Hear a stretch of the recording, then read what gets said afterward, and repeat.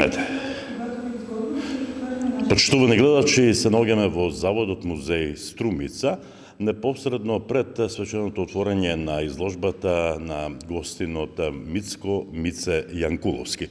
Господин Јанкуловски, добро вечер, добре дојдовте во Струмица. Добро вечер, добро најдов. Какво е чувството да се биде во градот кој важи за еден од центрите на ликовната уметност? Дали прв пат изложувате од Струмица и со што се представувате на струмичката културна јавност? Во Струмица сега за прв пат ја изложувам форма 3 или црната фаза од моето творештво, инаку ова ми е трета самостојна изложба во Струмица. Првата беше пред можеби 40 години, изложба на карикатури во Струмица, потоа изложба на сатирично сликарство, можеби пред 30 години на стакло, тоа беше во Домот на културата. Значи има сигурно 30 години и после пауза, толкава пауза, прв пат доаѓам во Струмица со дела кои прв пат се изложуваат во Македонија. Тоа се дела од темната фаза со кои идната година во септември ќе изложувам со најголемиот жив италијански сликар Ецио Грибалдо, тој со белата фаза. А поводот е што еве премиерно за вас, што двајцата сме прогласени за уметници на светот. Така, браво. Славите со оваа изложба и со сите тие активности кои ги спроведувате, славите еден многу убав јубилеј вреден за почит и внимание, а тоа е 50 години творештво. Да се твори половина век, тоа значи што? Па од која знам за себе. Кога знам за себе, јас сликам, не можам во една реченица вака да тоа ви го објаснам. Ако сакате, ако имате време, јас можам да почнам од периодот кога... Да, повелете. Периодот кога буквално бе во кратки панталони, одев во основно училиште, живеав во паркот во Ѓорче. Тој е делот од Скопје со парк, каде што имавме тогаш најголемото, најпознатото, најубавото Корс шеталиште, како што имате вие овдека таа пешачка улица. Ние го имавме тоа шеталиште, паркот беше мојот двор, мојата градина, јас навечер скокав со скакулците, скокав под звездите, сонував дека утре ќе се бавам со нешто што денес тоа го правам. Бев седно деле кога за прв пат сам излегов од дома, без знаење на родителите, со шиново, се отидов во Скопје, со блок илустрации под мишка, да контактирам со тогашниот уредник на рубриката Колибри во Нова Македонија, госпоѓата Евгенија Шуплинова. Ја најдов, ја сретав на врата, беше изненадена од тоа што го правам. Тоа беше 69-та година. И влегувајќи на вратата на денешниот ФОН универзитет, тоа беше предпечатница, беше главната редакција на Нова Македонија. Денес, до ден денес памтам каде ме однесе таа жена. Се качев на спрат пред постојаната канцеларија лево, ме седна, ми даде хартија месарска, некоја сега бездрвна, и ми рече, ајде цртај. Само климаше со главата и ме башуваше кој од моите најблиски сликаат се уметници. Се кажа дека татко ми е железничар, дека аз не знам што е тоа уметност, го направив ова што го направив. И таа ми даде обврска да секој вторник, ако излегуваше Колибри, објавувам по една илустрација. Значи, дента, кога моите не знаеа каде сум, јас направив еден контакт кој мене буквално ме дефинираше каде јас ќе одам. Истиот ден, јас сосем случајно налетав на една изложба на макети на 7-8 студија автори од целиот свет кои работеле на проектот за заштита на Скопје од катастрофалниот земјотрес. Тоа биле наградените трудови, гледајќи ги одгоре тие макети, сеќавам беше хрватска фирма која мене ме фасцинираше и буквално тоа беа формите еден кој јас почнав да ги правам. Тие слики и ден денес постојат, зачувани, публикувани се во првата моја монографија. И ја знаев, ако нема ликовна академија, тогаш немаше ликовна академија, нека ќе се запишам на архитектонски факултет. Ако има ликовна академија, се разбира на ликовна академија. Истиот ден, вечерта, со Градимир Здравковиќ, познат хуморист кој денеска живее во Канада, беше припревањето за отварањето на првата светска галерија на карикатури 69 година. Значи на 15 години јас учествував и на светската галерија на карикатури. Градимир Здравковиќ живееше во близина од Рекорд на Дигопластика. Таму имаше стан и не му дале остенџи обврска да го среди просторот, бидејќи тие отидоа во Белград да го пречекаат Хозе Паченко Нандо Салвадор, кој го доби првото гран при на светската галерија на карикатури. И влегува едно мало човече и вели, овдека е светската галерија, да. А градо му вика, утре ќе биде отварањето, вечера не. Да, вика, ама јас сум Хозе Пачеко Нандо, јас добив гран при.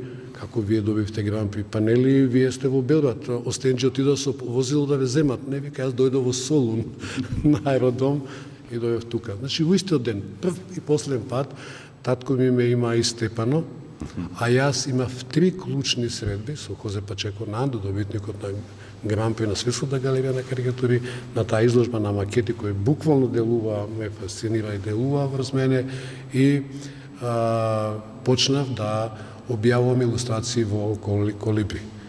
И тоа, ако направите некоја паралела, тука има нависта некоја голема порака. И тоа трае, веќе 50 години, трае половина век и затоа се многу изложби и многу меѓународни награди. Ајде збор два за тоа. Па нормално.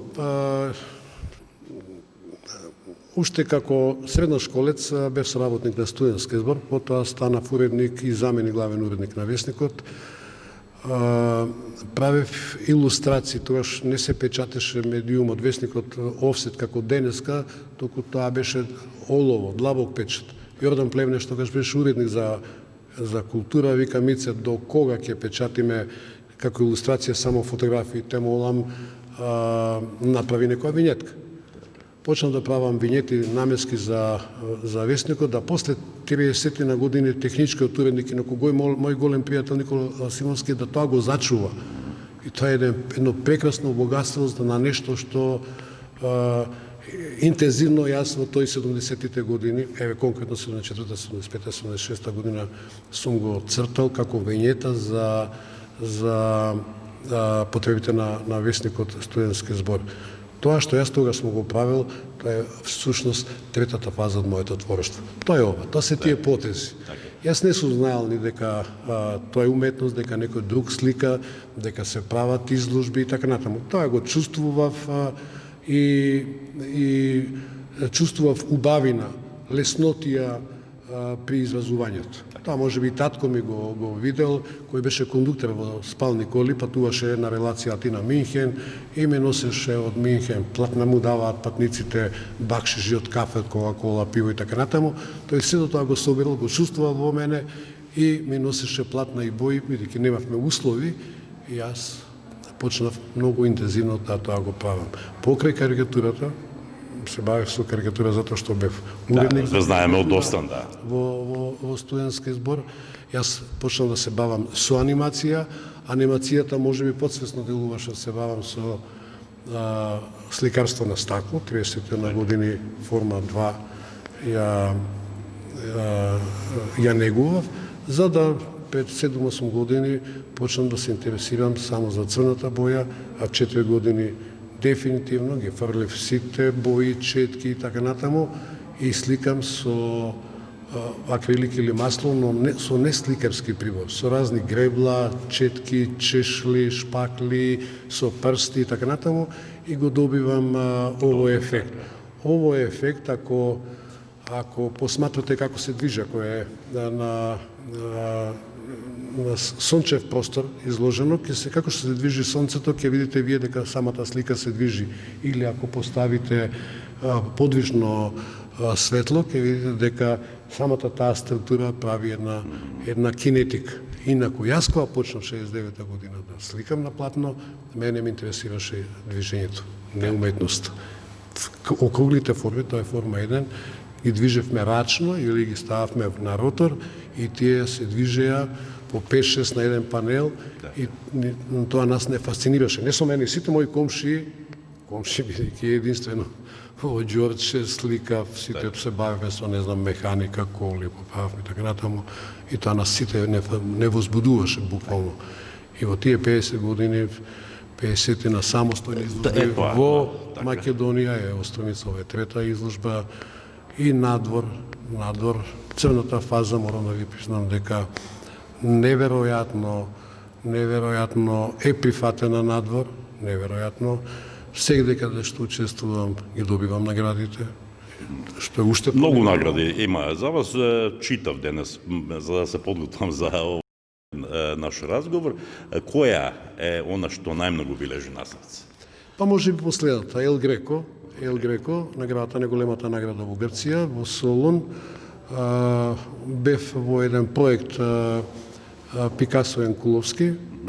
Пикасо го представија со серија керамики, скулптури, а јас бев представен со круговите на Леонардо. Тоа е еден полиптих од 11 слики, 2 овдека се изложени, тоа е оваа и таа тамо, 195 на 195 см е поединечно, а заедно е 21 должина, 45 см.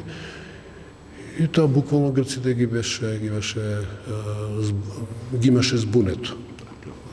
Ефектот од гребењето, чешлањето, од гребењето по платното, таа сама структура, црната боја која е небоја или боја на сите бои, создава страшен ефект, особено при движењето на сликите.